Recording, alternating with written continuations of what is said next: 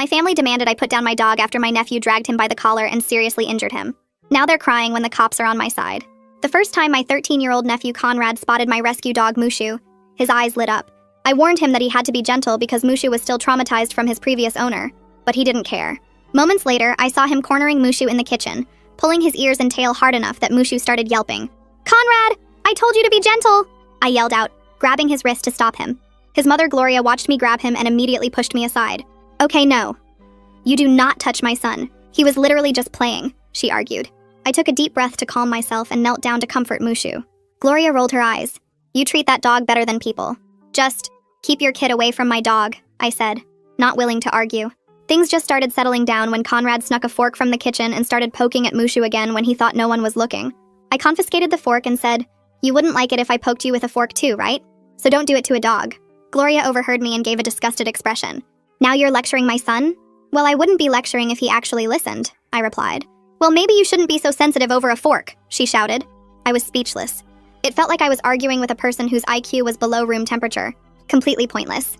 So I gently moved Mushu to my bedroom and locked the door, thinking I could at least keep him safe for the rest of the party. But Conrad had seen where I placed the keys.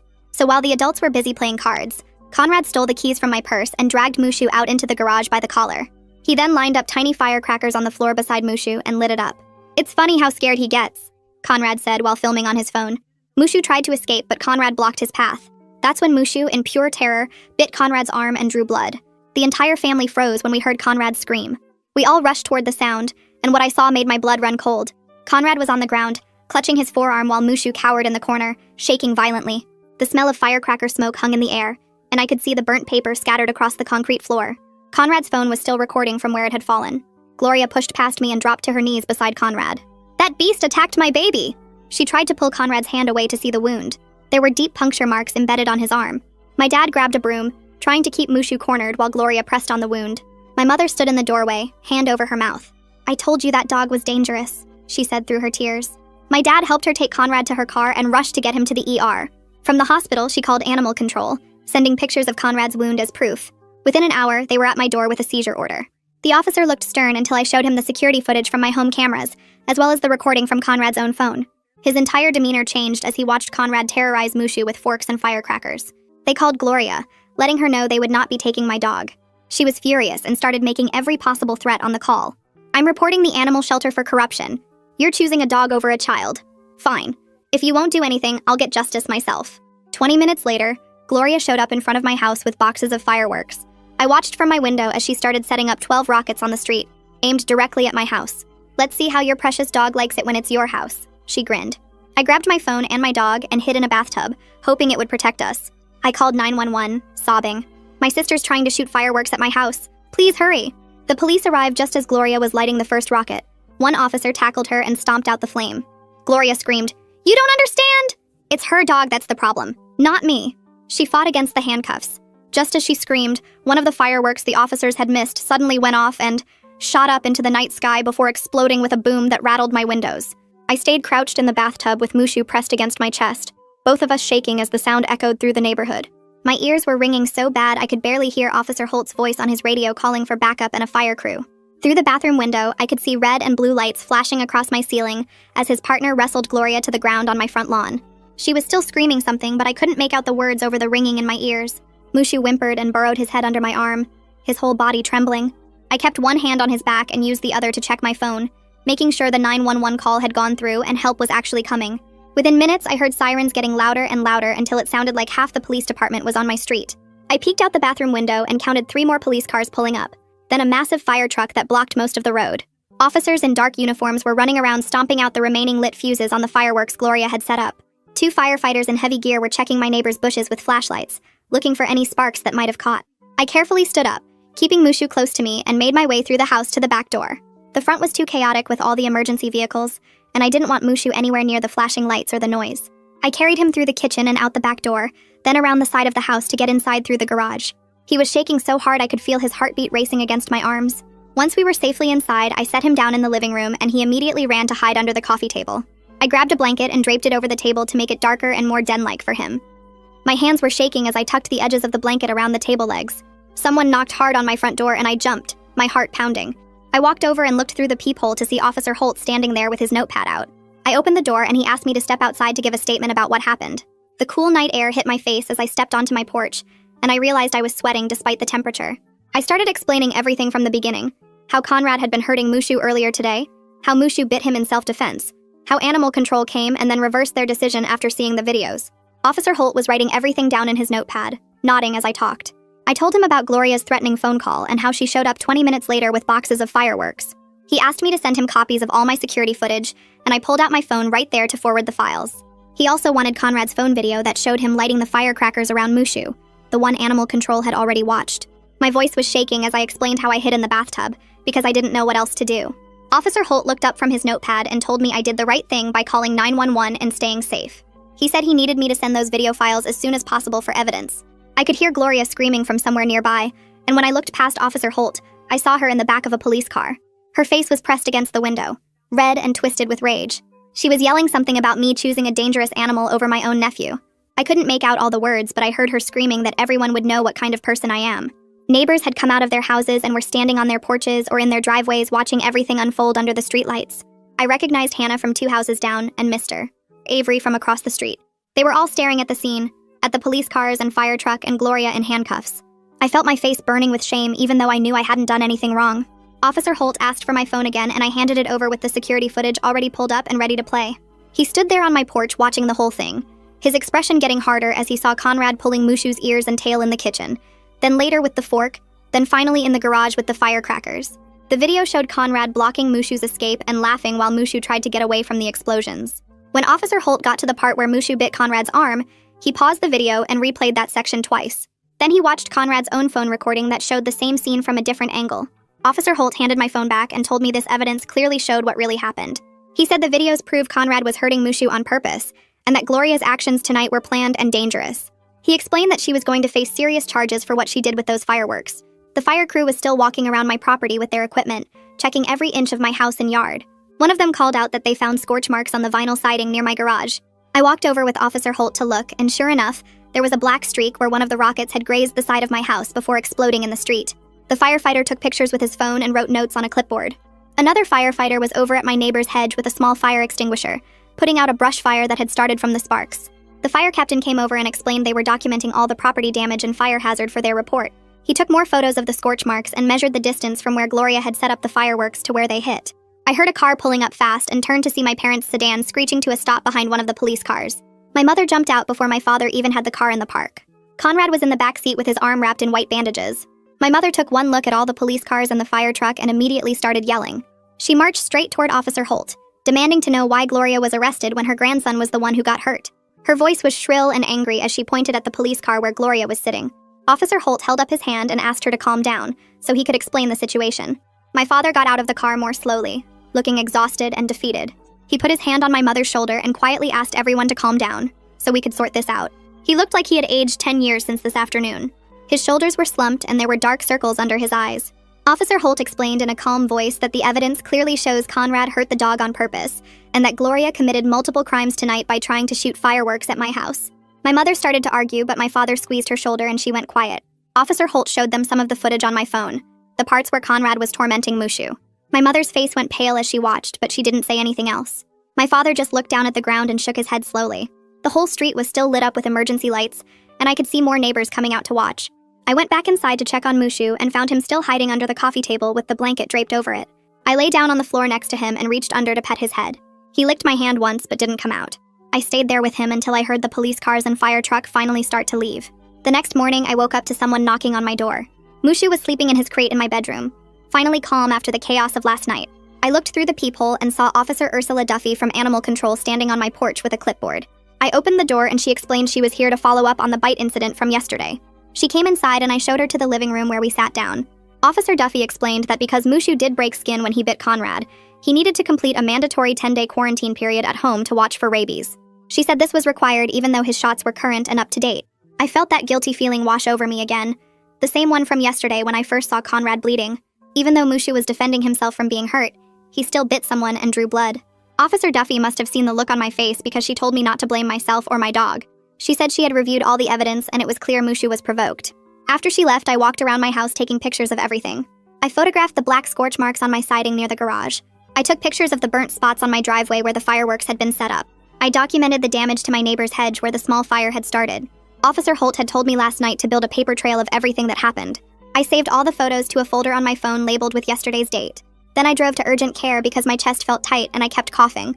The doctor listened to my lungs with his stethoscope and said they sounded fine, but he could hear some irritation. He asked about smoke exposure and I explained about hiding in the bathtub during the fireworks. He wrote me a prescription for an inhaler just in case and told me to use it if I had any trouble breathing. Then he typed up notes in his computer about my injuries and stress response from the incident.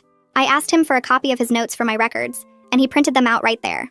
I was building my paper trail just like Officer Holt suggested, documenting every single thing that happened and every way it affected me and Mushu. My phone buzzed on the kitchen counter around 3 in the morning and woke me up from where I'd fallen asleep on the couch with Mushu. I picked it up and saw a voicemail notification from an unknown number. I pressed play and immediately recognized Gloria's voice, shaking with rage as she spoke from what sounded like a police station holding area.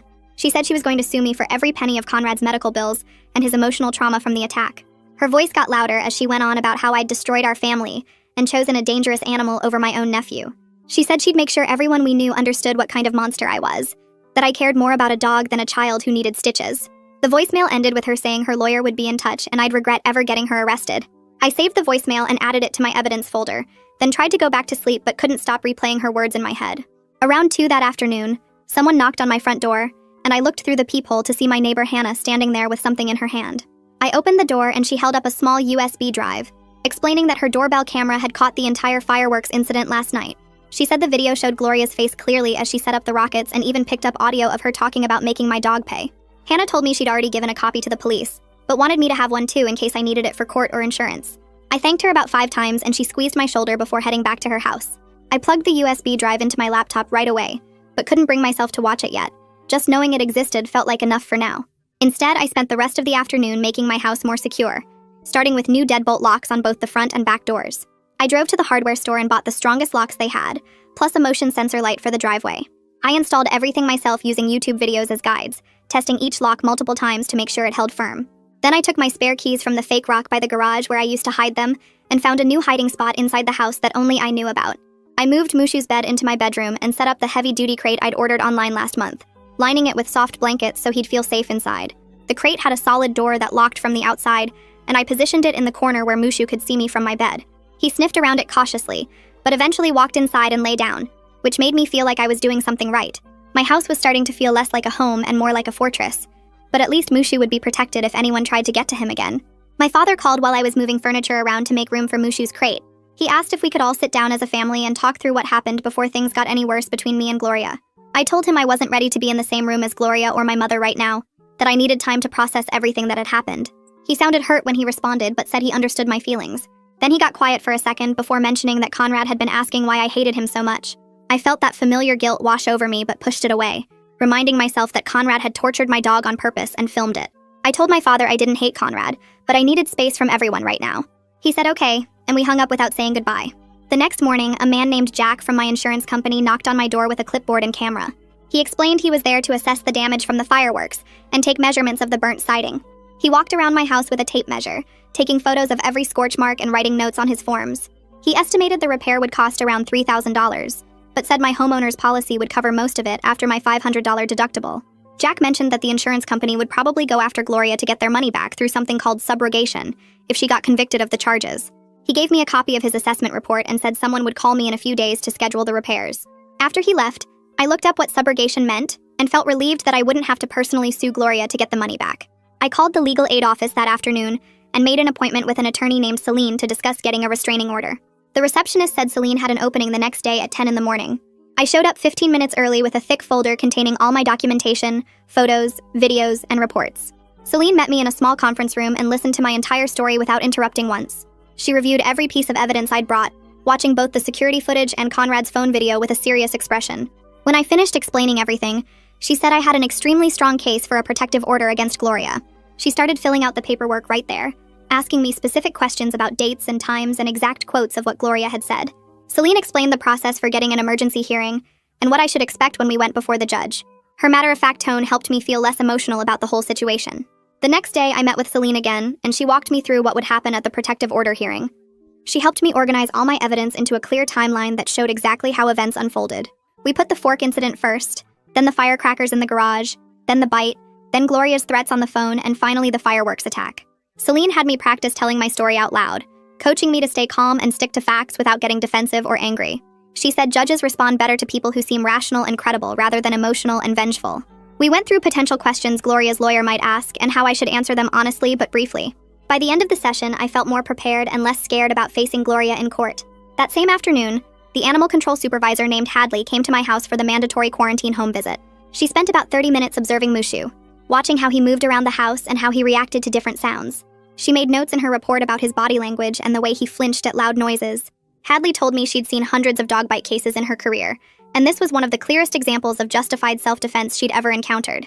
She said Mushu showed obvious signs of past trauma and fear responses that were consistent with abuse from a previous owner.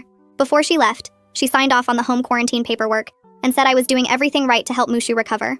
Her validation meant more to me than I expected, and I felt tears starting but held them back until after she drove away. Later that evening, Hannah came back over with her laptop and said she wanted to show me the actual video file from her doorbell camera. I wasn't sure I wanted to see it, but she said it might help me prepare for court. We sat on my couch and she pulled up the footage, which showed Gloria's car pulling up with boxes of fireworks in the passenger seat. The video captured Gloria's face clearly as she got out and started setting up the rockets, positioning them to aim at my house. The audio picked up her voice saying she'd teach me what it felt like when someone I loved got hurt. Watching her deliberate setup made my stomach turn, and I had to pause the video twice to catch my breath. Hannah put her hand on my arm and asked if I wanted to stop, but I said no. I needed to see all of it. The video showed the police arriving and tackling Gloria just as she lit the first fuse. Seeing it from Hannah's perspective made the whole thing feel even more real and terrifying than it had felt hiding in my bathtub. Officer Holt called me that night to give me an update on the charges Gloria was facing. He explained that the prosecutor was likely going to charge her with reckless endangerment for shooting fireworks at an occupied house, attempted arson for trying to start a fire, and possibly assault depending on how the district attorney's office reviewed the case. He asked how I was holding up and I told him I was managing but scared about what Gloria might do next. Holt said domestic cases like this were always the hardest because families got torn apart no matter how things turned out. He promised to keep me updated on any developments and told me to call him immediately if Gloria tried to contact me or came anywhere near my house. The next morning, I woke up to 17 missed calls from various family members. My phone was buzzing nonstop with notifications. I opened Facebook and saw that Gloria had posted a massive rant overnight claiming I had sicked my vicious rescue dog on her innocent son who was just playing. Her version of events was completely twisted. She wrote that Conrad was gently petting Mushu when the dog suddenly attacked him without warning. She posted photos of Conrad's bandaged arm and wrote about how traumatized he was. The comment section was filled with family members offering support and saying they always knew that dog was dangerous. My aunt wrote that rescue dogs should never be trusted around children. My cousin said I was irresponsible for keeping an aggressive animal. I felt sick reading through all the lies, but I forced myself to screenshot every single post and comment. I saved everything to a folder on my computer labeled evidence. Then I blocked Gloria on Facebook, Instagram, and every other social media platform I could think of. I adjusted all my privacy settings so she couldn't see anything I posted or commented on. Celine had told me during our last meeting to let Gloria keep talking, because every lie she told publicly would hurt her credibility in court. The more she contradicted the video evidence, the worse she would look to a judge. That same day, I noticed Mushu was acting strange. Every time a door slammed or a car backfired outside, he would start shaking and panting heavily. His whole body would go stiff and his eyes would get wide with fear. I couldn't even close a cabinet without him flinching. I called the vet clinic and asked if they had anyone who specialized in animal behavior and trauma. The receptionist gave me the name of Jasmine Woods, who worked there 2 days a week. I made an appointment for that afternoon. When we got to the clinic, Jasmine spent almost an hour observing Mushu and asking me detailed questions about what happened with Conrad. She watched how Mushu reacted when she dropped a book on the floor. He immediately tried to hide under the exam table. She explained that he was having panic attacks triggered by loud noises because Conrad had terrorized him with firecrackers. She prescribed anti-anxiety medication and gave me information about a training program that could help him recover. The medication would take a few weeks to fully work, but it should help calm his nervous system. She also recommended I create a safe space for him at home where he could retreat when he felt scared. The next day, Celine and I went to the courthouse to file the paperwork for a temporary protective order. The clerk at the window looked over all my documentation, including the videos, police reports, and witness statements from Hannah. She scheduled an emergency hearing for 3 days from now and issued a temporary no-contact order that would be effective until the hearing. The order said Gloria couldn't come within 500 feet of me or my house and couldn't contact me directly or through other people. Walking out of the courthouse with that paperwork in my hand, I finally felt like I was taking control of the situation instead of just reacting to Gloria's chaos. I had spent so many days feeling helpless and scared, but now I was actively protecting myself through the legal system. That afternoon, Jack the insurance adjuster called me back with his full report. He confirmed the damage estimate was right around $3,000 for replacing the siding and cleaning up the scorch marks. He explained that my homeowner's insurance would cover it minus my $500 deductible. Then he told me something interesting.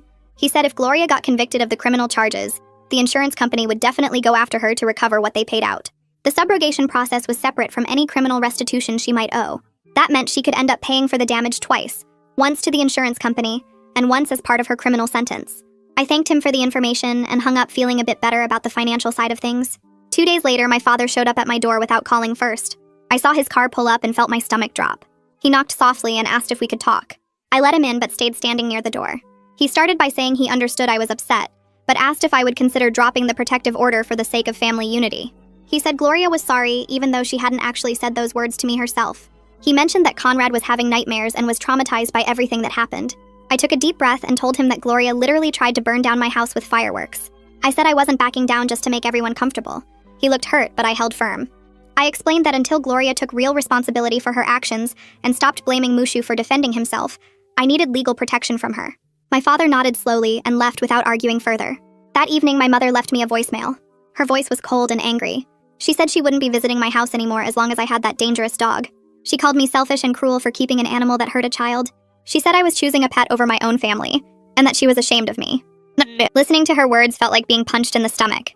Part of me wanted to call her back and explain everything again, but I knew it wouldn't matter. She had already decided that Mushu was the villain and nothing I said would change her mind. I saved the voicemail to my evidence folder just in case and tried not to cry. The next morning, I received an official-looking envelope in the mail from Animal Control. Inside was a written assessment from Officer Duffy. The report stated clearly that Mushu's bite was a direct response to sustained provocation and abuse. It explicitly noted that Conrad's actions with the firecrackers constituted animal cruelty under state law. The report also mentioned that Mushu showed remarkable restraint by only biting once when he easily could have done much more damage. Officer Duffy wrote that in her professional opinion, Mushu posed no danger to the public and should not face any restrictions or penalties. This document would be crucial evidence at the protective order hearing. I made 3 copies and gave one to Celine right away. My father called me that evening with an update. He said Gloria had been formally cited by the prosecutor's office and received a court date for her arraignment on the criminal charges. According to him, Gloria was telling the whole extended family that I was the one who should be arrested for having a vicious animal.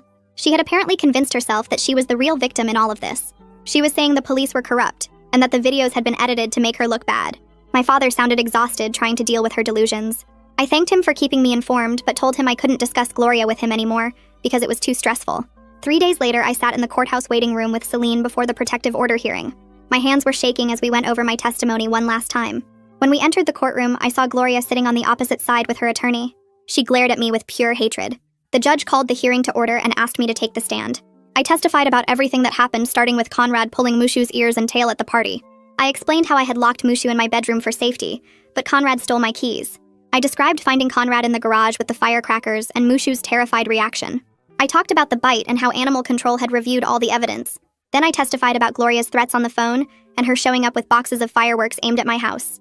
The judge watched all the video evidence on a large screen. He read through Officer Duffy's Animal Control report carefully. Hannah testified as a witness about what she saw from her doorbell camera. The judge asked Gloria's attorney if she had any evidence that contradicted the videos. Her attorney admitted she didn't have anything that disputed what the cameras had captured. The judge granted a temporary no-contact order effective immediately. He said the order would remain in place and scheduled a full hearing in 2 weeks to determine if it should become permanent.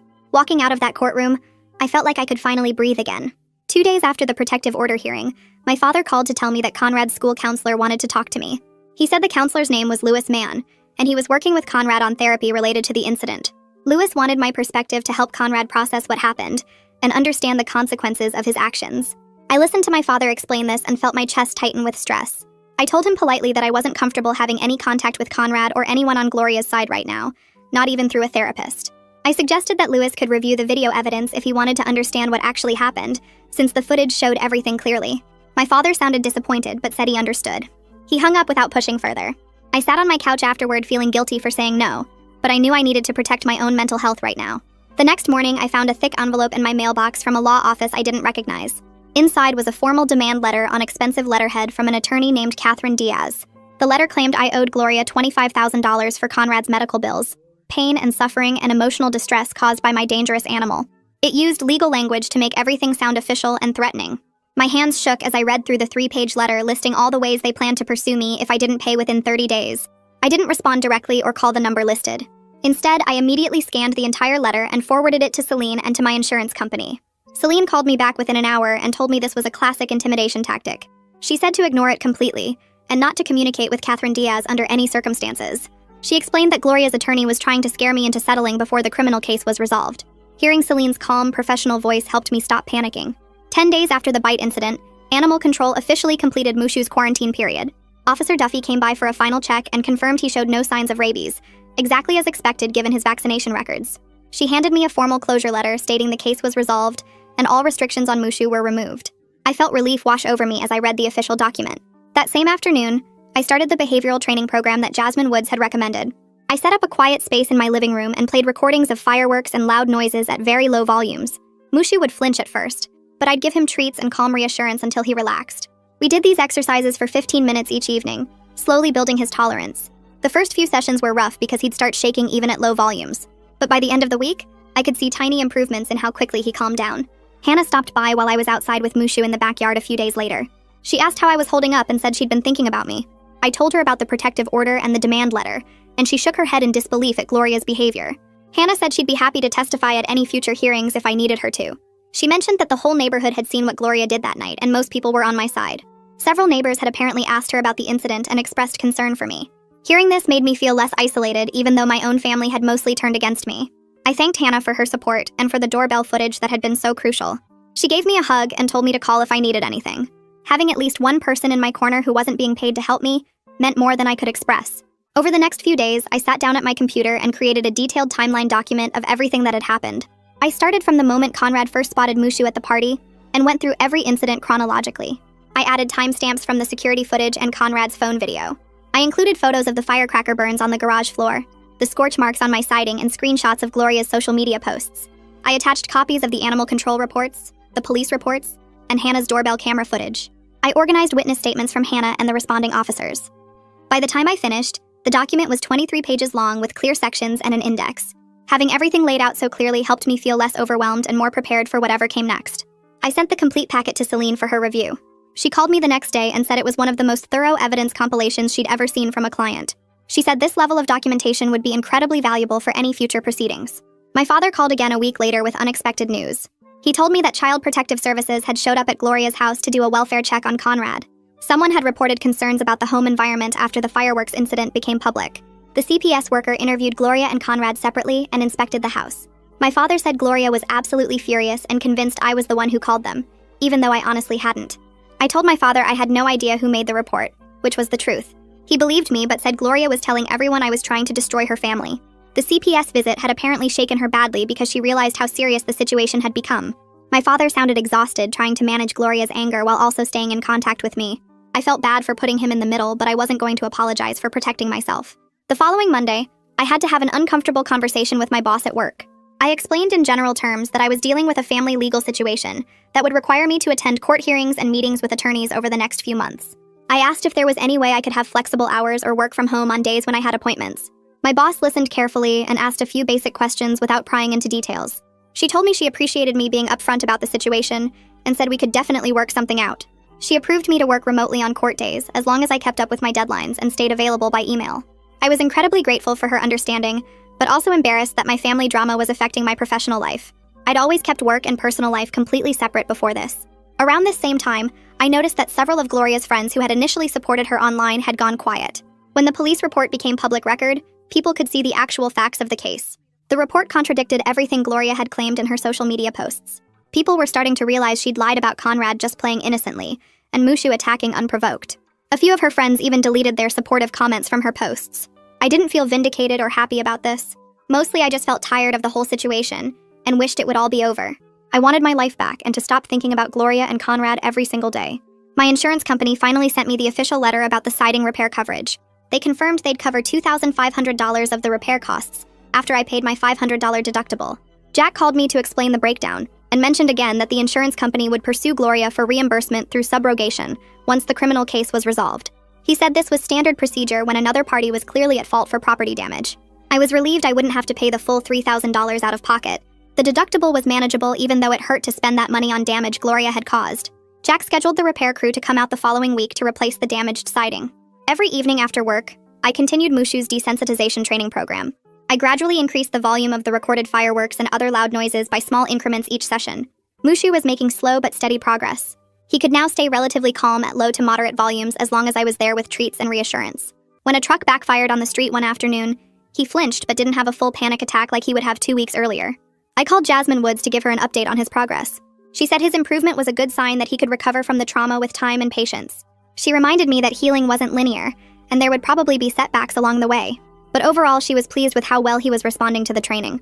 Watching Mushu slowly get better gave me hope that we'd both eventually heal from everything that had happened. A few days later, Brady called my cell while I was at work. He got right to the point and explained that his office was thinking about offering Gloria a plea deal instead of taking the case to trial. The deal would charge her with reckless endangerment and she'd get probation, mandatory counseling, and have to pay back all the property damage costs. He asked how I felt about her avoiding jail time versus going through a full trial. I told him I wasn't trying to destroy Gloria's life, but I needed her to face real consequences and get help for her anger problems. Brady said he understood, and that he'd keep me updated on what Gloria's attorney said about the offer. That same evening, my father showed up at my door looking worse than I'd ever seen him. His face had new lines and his shoulders slumped forward like he was carrying something heavy. He sat at my kitchen table and practically begged me to agree to a light plea deal, so Gloria wouldn't end up with a criminal record that would follow her forever. I could see how much this whole situation was killing him, watching his 2 daughters on opposite sides of a legal battle. I told him I wouldn't push for jail time, but I needed Gloria on probation with counseling, and the protective order had to stay in place. He nodded slowly and thanked me for being reasonable, then left without saying much else. 2 days after that conversation, Brady called again with frustrating news. Gloria had rejected the plea offer completely through Catherine. She was insisting she did nothing wrong and wanted to take everything to trial. Catherine was arguing that Gloria acted out of justified anger over her son getting hurt, and that the charges were way too harsh. Brady explained this meant we'd have to prepare for a full trial with witness testimony and everything. I felt my stomach drop because I'd been hoping Gloria would just accept responsibility and move on. Around this time, my father mentioned during a brief phone call that Conrad had started going to weekly counseling sessions at the school with Lewis. He said Conrad was having bad dreams and seemed to be struggling with guilt about what happened, even though Gloria kept telling him he didn't do anything wrong. Hearing that made me feel genuinely bad for Conrad despite everything he'd put Mushu through. He was just a kid caught in the middle of adult problems, and his mother wasn't helping him process what he'd actually done. I hoped the counseling would help him understand empathy and consequences in ways Gloria clearly couldn't teach him. The court scheduled the hearing for the permanent protective order, and I spent the next several days preparing my testimony with Celine at her office. We practiced staying calm and sticking to facts, going over what questions Catherine might ask to try to make me look bad. Celine had me rehearse explaining the fork incident, the firecrackers in the garage, and Gloria's attack with the fireworks without getting emotional or defensive. I was nervous about sitting in the same courtroom as Gloria, but I was determined to see this through and get the protection I needed. During this same period, Jack called to tell me that Gloria's insurance company had reached out to my insurance company about settling the property damage claims separately from the criminal case. He explained this was pretty normal and that the 2 companies would work it out directly without me having to do anything. It was a relief to have one less thing on my plate to worry about. I also sat down with both my parents at a coffee shop and laid out clear boundaries for moving forward. I told them I wouldn't discuss Gloria or Conrad with them anymore. They couldn't bring Gloria to my house under any circumstances, and they needed to stop pressuring me to drop the protective order. My mother looked offended and started to argue, but my father put his hand on her arm and quietly agreed to respect my terms. The morning of the protective order hearing finally arrived, and I walked into the courthouse with Celine beside me. Gloria sat across the courtroom with Catherine, glaring at me the entire time. When it was my turn to testify, I explained everything that happened, starting with Conrad pulling Mushu's ears and tail, then the fork incident, then him stealing my keys to drag Mushu to the garage and terrorize him with firecrackers. I described coming home to find Gloria setting up rockets aimed at my house and hiding in the bathtub while calling for help. Celine presented all the security footage, the animal control report from Officer Duffy, and Hannah's testimony about what she witnessed from her doorbell camera. The judge watched every video carefully, then asked Catherine if she had any evidence that contradicted what the videos clearly showed. Catherine admitted she didn't have any contradicting evidence. The judge took less than 5 minutes to make his decision. He granted a full protective order valid for 12 months with strict rules that Gloria couldn't come within 500 feet of me or my home. All communication between us had to go through our attorneys for insurance and legal stuff only. I felt this huge wave of relief wash over me as the judge read out the order terms. Gloria's face turned red, but she didn't say anything. 2 days after the hearing, Brady called with the news I'd been waiting for. Gloria had accepted a plea deal through Catherine that morning. She pleaded guilty to reckless endangerment and got 2 years of probation, mandatory anger management counseling, and a ban on possessing any fireworks. She also had to pay back all the costs for fixing my siding and other property damage plus court fees. Brady said the deal was fair given the circumstances and that Gloria would face serious jail time if she violated any part of her probation.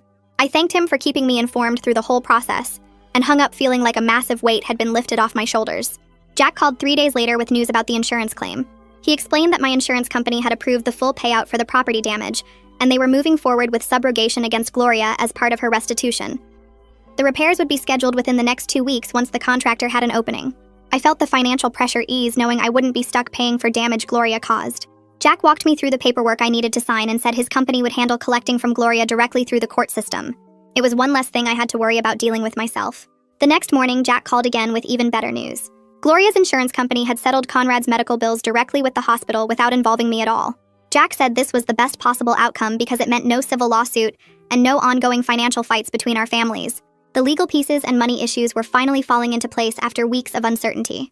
I thanked him for handling everything so professionally and hung up feeling like the worst of the crisis was actually behind me. That afternoon, I took Mushu to his regular training session with the behavioral specialist Dr. Woods had recommended. We practiced his desensitization exercises using recorded sounds at gradually increasing volumes.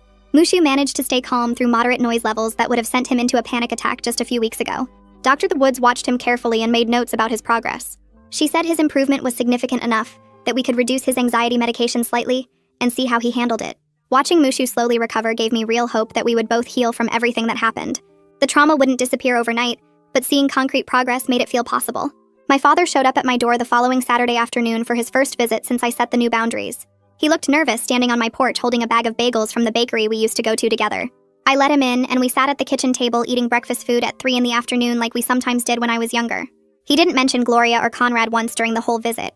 We just talked about his garden and my work and normal everyday things that had nothing to do with the crisis. It wasn't the easy relationship we had before everything exploded, but it was something. When he left 2 hours later, I felt okay about it. The next day, I bought flowers and a thank you card for Hannah. I walked over to her house and rang the doorbell, feeling a little awkward about the whole gesture. Hannah opened the door and smiled when she saw the bouquet. I thanked her for everything she did during the fireworks incident and for being willing to testify if needed. She told me she was just glad everything worked out and that she would have done the same for any neighbor. We chatted on her porch for a few minutes about normal neighborhood stuff. Walking back to my house, I realized the street felt like a community again, instead of a place where I was constantly watching my back. A few days later, my father called to say that Lewis, Conrad's school counselor, wanted to request something through him. Lewis was asking if I would provide a written statement about what happened for Conrad's therapy records. I thought about it for a day before deciding to do it. I sat down and wrote a factual summary focusing on the actual events without blaming Conrad personally or making it sound like he was a terrible kid. I described the fork incident, the firecrackers in the garage, Mushu biting in self-defense, and Gloria's retaliation with the fireworks. I kept my tone neutral and just stated what happened in order. I hoped reading it might help Conrad understand the real consequences of his actions without crushing him completely. I sent the statement to my father to pass along to Lewis. That weekend, I went to 3 different stores and bought white noise machines for the living room, bedroom, and hallway. I set them all up and tested different sound settings until I found ones that created a peaceful background hum throughout the house. Then I cleared out a corner of the living room and set up a dedicated calm space for Mushu with his favorite bed, all his toys, and a soft blanket. I put up a baby gate so he could see out, but have his own protected area when he needed it. The house was starting to feel peaceful again, instead of like a place where bad things happened. Small routines and normal daily life were gradually coming back. On Tuesday morning, I opened my email and found a message from Gloria's attorney. My stomach clenched when I saw the sender name, but I made myself read it. The email was brief and formal, acknowledging the protective order terms and confirming that Gloria would comply with all contact restrictions. The tone was cold and businesslike, but at least it wasn't hostile or threatening. She wasn't fighting anymore or trying to find ways around the court order. It was more than I expected, honestly. My father came by again 2 weeks after his first visit, and we fell into the same comfortable pattern of just spending time together without discussing the elephant in the room. Near the end of his visit, he mentioned that Conrad's counseling sessions were really helping him understand empathy and consequences. Apparently, Conrad had been doing exercises about how his actions affect other people and animals, and he was starting to take real responsibility for what he did. My father said Conrad even asked if there was a way he could apologize to Mushu someday, though obviously that wasn't possible with the protective order. I told my father I was cautiously hopeful that Conrad would grow from this experience and maybe become a better person because of it. The repair crew showed up on Thursday morning with their truck full of materials and tools. They spent 2 full days replacing the damaged siding and pressure washing the scorch marks off the driveway and front walk. I stayed inside with Mushu during the loud parts so he wouldn't get stressed by the noise. When they finally finished on Friday afternoon, I walked outside to look at the house. The new siding matched perfectly, and all the black marks were gone. Standing there on my front lawn looking at my house, it finally felt like home again instead of a crime scene. The physical evidence of that terrible night had disappeared, even if the memories would probably stay with me forever. That weekend, I sat down at my kitchen table with a notebook and wrote out exactly what I needed for any future family events. No Gloria or Conrad at my house ever. No surprise visits from anyone. No guilt trips about dropping the protective order. No pressure to forgive before I'm ready. I wrote it all down in clear bullet points so there wouldn't be any confusion later. When my father stopped by on Tuesday, I showed him the list and explained these were my boundaries going forward. He read through it slowly, nodding at each point. He folded the paper and put it in his wallet, then told me he understood and would respect what I needed. Having those boundaries written down and agreed to made me feel like I had some control back instead of just reacting to whatever happened next. A few nights later, I took Mushu out for our evening walk around the block just as the sun was setting. We were halfway down the street when someone's backyard party started up, and I heard the sharp crack of fireworks going off a few houses away. Mushu stopped walking and his whole body went stiff. He looked up at me with those worried eyes, waiting to see how I would react. I knelt down beside him and gave him the calm signal we'd been practicing with Dr. Woods, placing my hand on his chest and taking slow breaths. Another firework went off and he flinched but didn't try to run. After a few seconds, he relaxed a little and started walking again, staying close to my leg. It wasn't perfect, and he was still nervous, but he recovered way faster than he would have a month ago. I was really proud of how far he'd come with the training. The next morning, my father texted asking if I wanted to meet for coffee at the shop on Main Street. I agreed because it felt safer than having him at my house where we might get interrupted. We sat at a corner table with our drinks, and he started the conversation by saying he wished things were different with the family. He admitted that Gloria and I probably needed to stay apart for now, and that pushing for some big reconciliation wouldn't help anyone. I told him I appreciated that he was respecting my boundaries, and that I still wanted to have a relationship with him, even if things with Gloria were complicated. We agreed to keep meeting like this, just the two of us, without forcing anything that neither Gloria nor I were ready for. That night, I was back home with Mushu curled up in his bed next to my chair, while I read a book I'd been trying to finish for weeks. I'd logged out of the family group text earlier that day, and put my phone on Do Not Disturb mode so I wouldn't see any messages until morning. The house was quiet except for Mushu's soft breathing and the occasional page turn. Life wasn't perfect, and my family relationships were still a mess, but I'd protected what mattered most to me and built a home that felt safe and peaceful for both of us. And that's the end of this one. I love when a simple story carries something you can actually use in real life. If it sparked a thought or gave you a fresh perspective, that's the goal. Subscribe so you can catch the next one when it drops.